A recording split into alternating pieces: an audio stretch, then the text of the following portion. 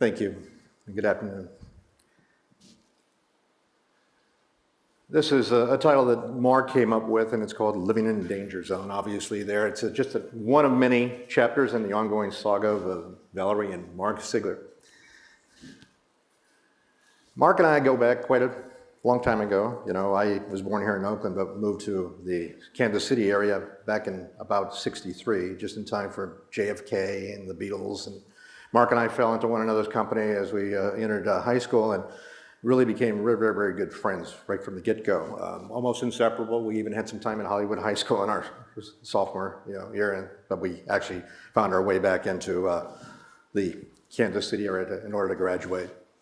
Mark's father owned a dental lab called Myron Dental Labs in Kansas City, and I oftentimes worked there with Mark and worked on teeth models. So Mark eventually decided that he wanted to join his father to a certain extent in the dental business, but eventually he cashed out and decided that he and Val would move on down to the Pensacola Beach area where they were going to live, off of his funds from having sold his portion of his family business to his brothers. So when they got down there, they learned very, very quickly, though, that you've got problems down there that you didn't have in Kansas, and very, very quickly, as they started to engage Mother Nature, they decided that it was time to either come up with a means of dealing with it or get out of town. So they approached FEMA, because FEMA had been in the habit of constantly shelling out public funds to those who had lost their houses, conventional houses, time and time again. And in doing so, the funds would go back into reconstructing the houses in their former conventional manner, and that didn't seem to make much sense to Mark. So they actually got an approved loan, grant as it was, from FEMA, in the amount of $250,000, and he took this money and he decided to put it to good use. Mark, using his background in terms of fashioning and modeling in the dental industry, and applied it in an appropriate manner to something that he knew nothing about. He was not trained as an architect. He'd never built a home.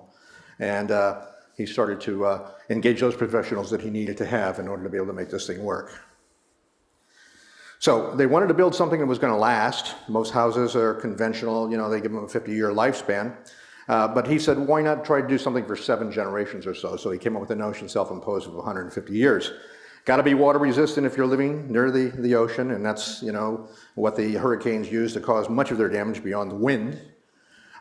Should involve a lot of cutting edge materials, and it should be beautiful. That's a subjective term, but they decided that they had some taste. So they explored various technologies, and they came up with the notion of the airform monolithic dome, which was done by the Souths down in Texas, and they found some architect formerly of this area, Jonathan Zimmerman. He's no longer alive, rest his soul. And Bob Bissett, who was assisted Jonathan in his endeavors with Hobbit-like types of domes, which appealed to Mark because they looked aesthetic as opposed to industrialized storage containers or hemispheres that you see in the landscape. He knew that the dome was both hydro and aerodynamic, and that was the thing that really appealed to his sense of appropriateness. So biomimicry, just looking around, obviously there are seashells, there are any number of things that have smooth shape to them, which have evolved over time to resist various aspects of the physical environment. These are some of the pictures that you're familiar with, seashells, and obviously, sea creatures. The professionals were assembled. We have the visionary Mark, not a professional. We have his wife, Vel, who is the one who was in charge of maintaining the integrity of the budget associated with the FEMA grant. We had the architect, Jonathan Zimmerman, who was actually the guy doing the serious sketches, assisted ably by Bob Bissett. One of America's 100 best painters. He's been awarded as such. He was trained as an architect at Washington U, summa cum laude, after having flown in the Air Force in Vietnam. He did not want to be an architect, but he had no problem dealing with Jonathan Zimmerman and the challenges of the aesthetic world. Dr. Arnold Wilson, an esteemed expert with respect to thin shell form. The South fabricating the airform, and this is what happened. You see on the upper left here, you see the 17 piles actually of piers that they used in order to claw this thing into the sand. The form of the ring support seen in the lower left-hand corner and the balloon in an inflated capacity. Here is what it is before it's inflated. And then on the beaches is the interior. As they're shooting the interior of the balloon form with a polyurethane, attaching clips in order to be able to attach what turned out to be about 5 miles of rebar, and then the shot blasting, more like a shotcrete, in order to be able to build up this composite. Insulation on the outside, mass on the interior was served to be a very, very good heat sink with a very, very good tempering element. These are just some elements out of the South's book on monolithic dome, which shows precisely what we've seen in C2. These are after the fact computational analysis by Dr. Habib Sadid, formerly of the Idaho State University Structural Department, wind tunnel analysis. That's the dome as it appeared in about 2004. In its finished capacity, you see the trees aren't even sprouting, and they never really got a chance to get any foliage because of the activity. And there was a lot of activity that occurred, as we know, from 2000 onward, hurricane-wise.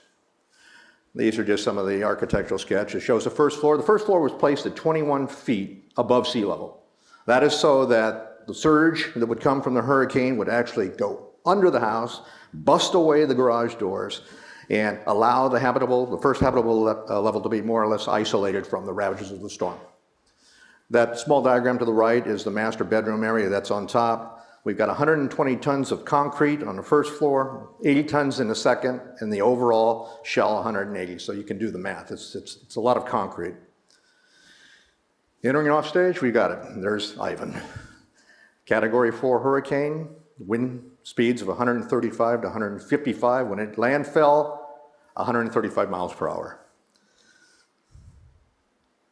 So without further ado, we got a little clip from the Weather Channel here of the actual activity. You build something up, the storm tears it down, you build it back.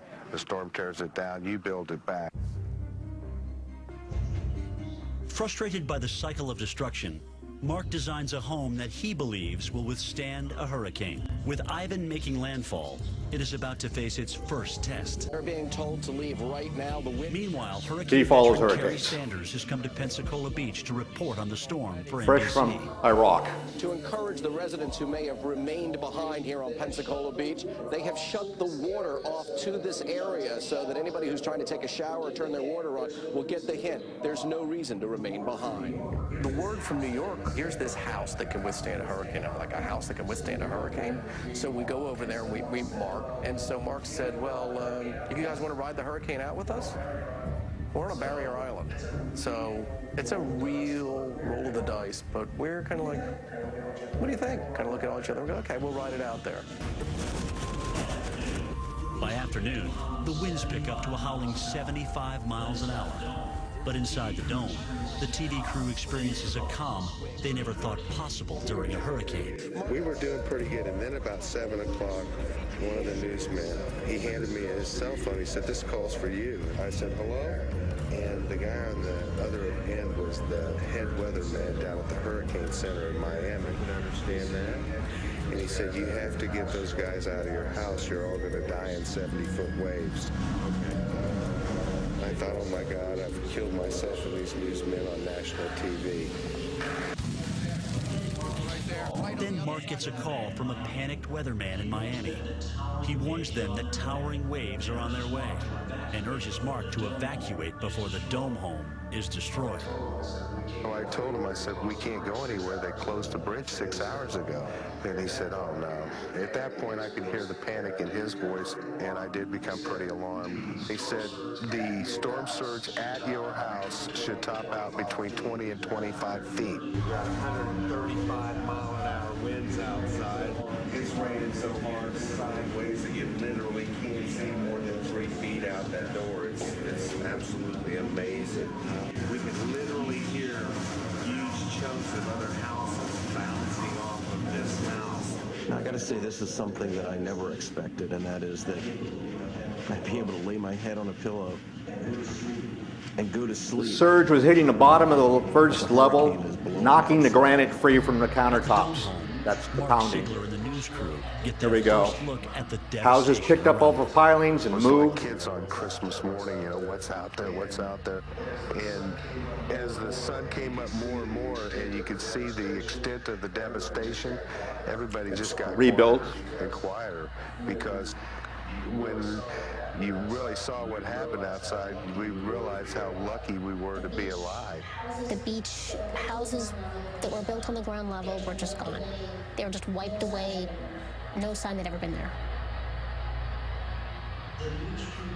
The news crew records the first images of the destruction on Pensacola Beach. Now, the news team has to get their footage on the air. With roads impassable, it falls to producer A.J. Goodwin to walk through the wreckage to the mainland. Roads have disappeared under the sand. Remnants of houses litter A.J.'s path. The entire landscape has been ravaged. It was just all sort of washed around and washed away. There was a marina up there and the boat. That evening, her footage is broadcast, giving the nation its first look at the devastation of Pensacola Beach. Been to war zones. This was worse than a war zone. It was just flattened. Mark Sigler's dome home survives, but his neighbors' homes have been swept out to sea. I realized at that time that it was going to take years for the beach to recover, although the dome did pretty good, the infrastructure. So, reconstruction, they knew it, they planned for it. Those stairs that you saw torn away were meant to tear away. The garage doors were meant to be blown away so that the water could move under the house. Just much as seashells at the bottom, you know, of a seafloor, water moves around without rolling them.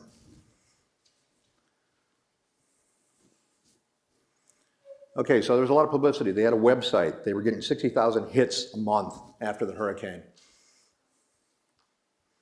Mark starts to respond to that. He says, what can we do? People are asking us, can we do this?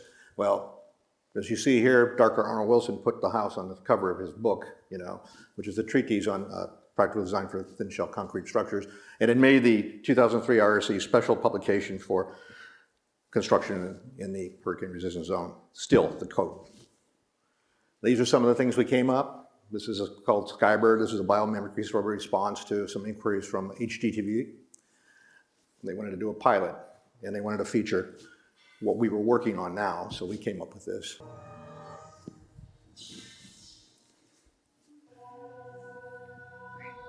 But new technology now exists that could make living in coastal regions far safer in the future. This unusual building was created for Mark Sigler, who's lived through 9 major hurricanes. I've been here 15 years. Literally every home on the front row has been replaced because of hurricanes. There's not one original structure left 15 years ago. Can we move on from this one? I think that we got the gist. We can just move on perhaps to the next slide. Are we okay? All right.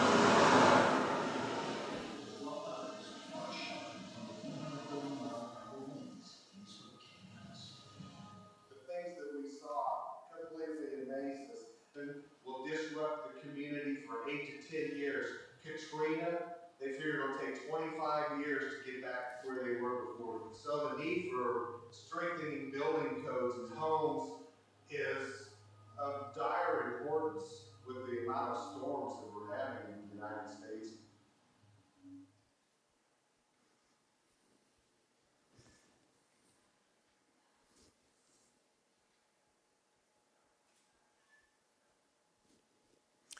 These are some of the ideas that we played with. This was a merge, 3-dome sort of a situation. We got a call from somebody who had a gaming facility in the hurricane zone, and they thought that perhaps a resort, you know, could come out of this. These are just some of the views, some models that we worked with. We got another call from somebody up in the North Dakota region. They wanted to do an artist cultural center, and we came up with a notion. They wanted to phase each one of these things, so we had independent domes. We even had this funny little thing, which was literally a, you know, derivation of a bird. And so we had to deal with some of the concerns that you see here: economic, climate change, poverty, and population. These are things that are very, very pressing issues to us all. And so it more or less got us thinking in another direction. As you can see here, one of the things that we came across was lost technologies. We noticed that there was a lot of concrete that's been around for 5,000 years. Well, what about that technology? What were they doing? They weren't doing it the way we do it today. Why is it lasting so long? There's a Dr. Joseph Davidovich who's in France who has actually analyzed some of the concretes, and he finds out it was agglomerated stone made with local materials and aggregates. We're wondering, why isn't that being used today?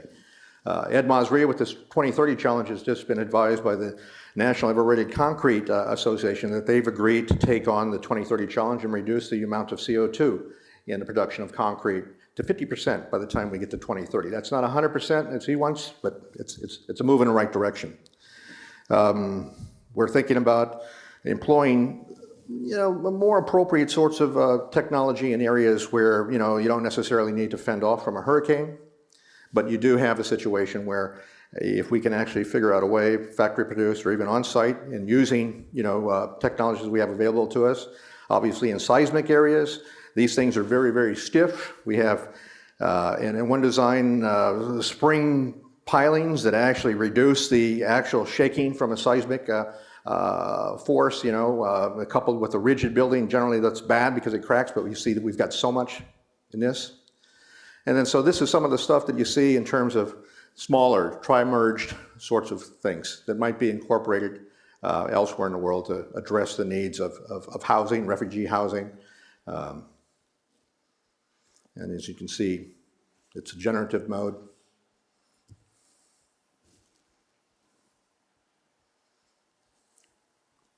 Sustainability is key in our minds. That particular sort of village that you saw there has carports that have checkout cars that you can actually, log into your phone and reserve. You've got PV on the circulating carports. It's another one where you just ganged a couple of things together. This is a nice slide that I saw that maybe I'll use in closing. This is from Dr. Adam Neiman. He's got the Earth with the relative volume of water and the relative volume of atmosphere. Okay, we've got to take care of it. We've got to figure out ways to do it. We can do it. Thank you very much. We'll close with this. It's dramatic, it's daring, and it's downright disaster-proof. And building one of the biggest, baddest domes ever attempted. And laugh off. This bold bubble concept is called the Skybird. Once it's built, it will be 50% larger than the Sigler's Dome home in Florida and pack a ton of amenities into its 8,000 square foot interior. Well, thank you for that about it. Sounds like one heck of a forest hideaway. But if this builders aren't taking any chances, they're spending big bucks to build a dome home that they're sure can take a serious beating.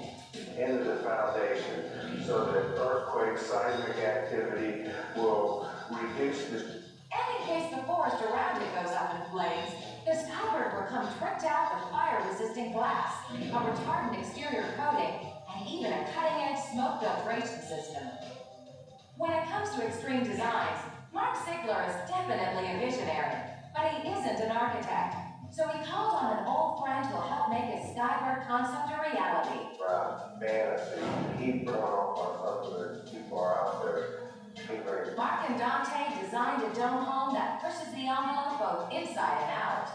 Gonna have dual master suites, 4 additional bedrooms, a large commercial kitchen. It's going to have a huge garage area that's a multi-function area so that you can set it up any way you want. Well, son of everything. So all things considered, what kind of money are we talking here? This one's going to cost probably $1. When the Skybird soars in 2009, the Siglers hope it will inspire a new generation of home builders to think outside the box.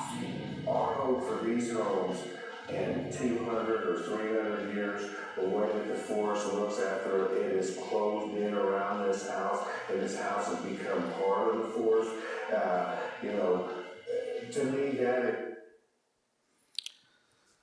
Well, thank you very much for the opportunity. Okay. These are some of the technologies that are available to us: hempcrete, geopolymer concrete, balsa, steel reinforcing, extremely appropriate materials to be used. Thank you.